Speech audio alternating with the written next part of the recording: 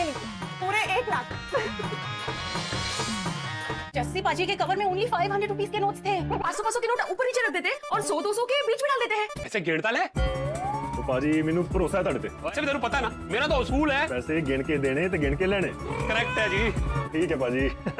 ये कवर किसी ने खोला?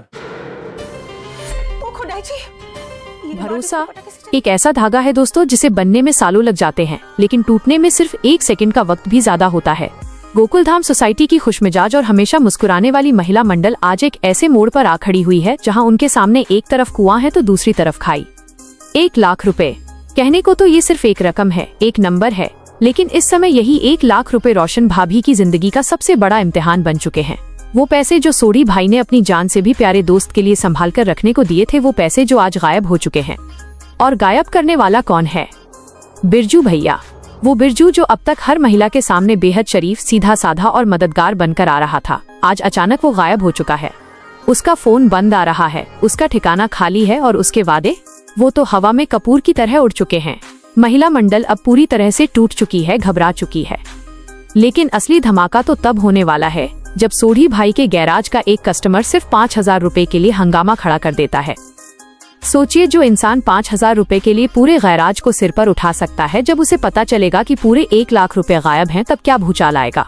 क्या महिला मंडल इस सच को छुपा पाएगी, या फिर आज गोकुलधाम सोसाइटी में एक ऐसा तूफान आने वाला है जो सब कुछ तहस नहस कर देगा?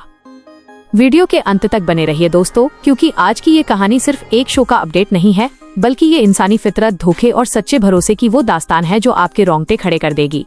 कहानी की शुरुआत होती है उस खामोशी से जो तूफान के आने से पहले महसूस होती है।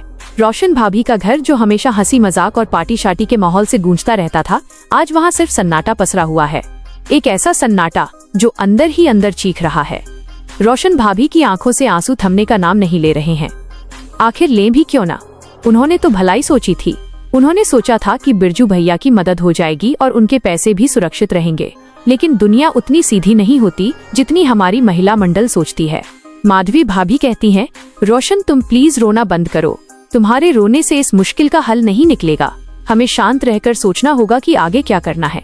इस पर रोशन भाभी रोते हुए कांपती आवाज में जवाब देती हैं, कैसे शांत रहूं माधवी?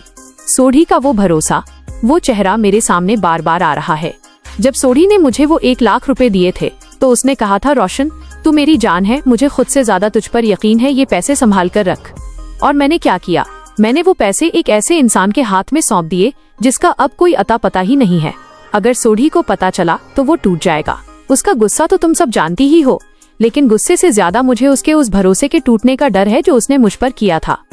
अंजलि भाभी उन्हें ढांढस बंधाते हुए कहती हैं, रोशन हम सब तुम्हारे साथ हैं, ये गलती सिर्फ तुम्हारी नहीं है। हम सबने भी तो बिरजू भैया पर भरोसा किया था। वो जिस तरह से बात करता था, अपनी मजबूरी दिखाता था, कोई भी पिघल जाता। लेकिन अब हमें ये सोचना होगा कि इस सिचुएशन को सोढ़ी भाई के सामने आने से पहले कैसे संभालना है। दोस्तों, यहाँ सोचने वाली बात ये है कि अक्सर हम भावुकता में आकर ऐसे फैसले ले लेते हैं जो बाद में हमारे गले की हड्डी बन जाते हैं। महिला मंडल की यही सबसे बड़ी कमजोरी रही कि उन्होंने बिरजू की मीठी बातों पर भरोसा कर लिया। विलेन हमेशा अपने चेहरे पर शराफत का मुखौटा पहनकर आता है और बिरजू ने भी यही किया। उसने महिला मंडल की ममता और उनके मददगार स्वभाव का फायदा उठाया।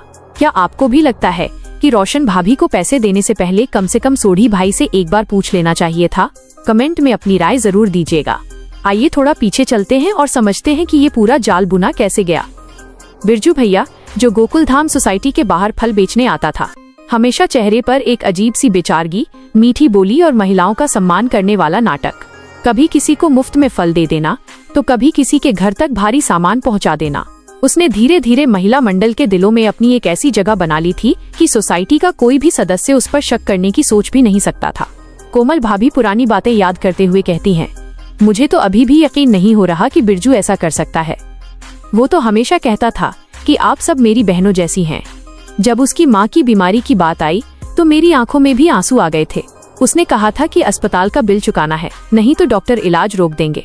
बाकी महिला मंडल भी इस बात से सहमत होती है कि उसने इतने गिड़गिड़ाकर पैसे मांगे थे कि रोशन भाभी मना ही नहीं कर पाई। हर बार जब रोशन भाभी उससे पूछती थी तो वो कहता था कि बस 2 से 3 दिन और दे दो भाभी, फसल बिकते ही सबसे पहले आपके पैसे चुकाऊंगा। यही है साइकोलॉजी दोस्तों। ठग हमेशा सबसे पहले आपका भरोसा जीतता है। वो आपको ये महसूस कराता है कि वो आपका सबसे बड़ा शुभचिंतक है। बिरजू ने भी यही किया। जब भी रोशन भाभी उसके पास पैसे मांगने जाती, वो हर बार 2 से 3 दिन का वक्त मांग लेता। वो कभी साफ मना नहीं करता था, क्योंकि उसे पता था कि अगर उसने साफ मना किया तो मामला बिगड़ सकता है। वो लगातार बात को डिनाई करता रहा, टालता रहा, और महिला मंडल उसके इसी टालमटोल के चक्रव्यूह में फंसती चली गई। लेकिन अब पानी सिर से ऊपर जा चुका था। क्या रोशन भाभी का भरोसा अब उनके लिए सबसे बड़ी परेशानी बन चुका है?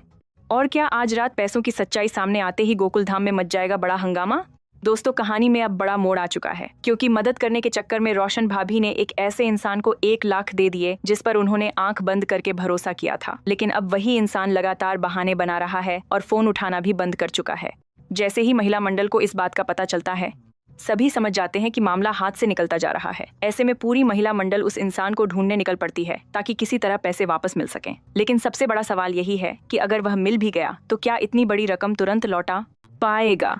दूसरी तरफ रात होते ही पैसों का असली मालिक उन्हें वापस लेने आने वाला है। यानी अब रोशन भाभी के पास वक्त बहुत कम बचा है। अब देखना होगा कि क्या यह परेशानी समय रहते खत्म होगी या फिर एक छोटी सी गलती सबके सामने बड़ा सच खोल देगी।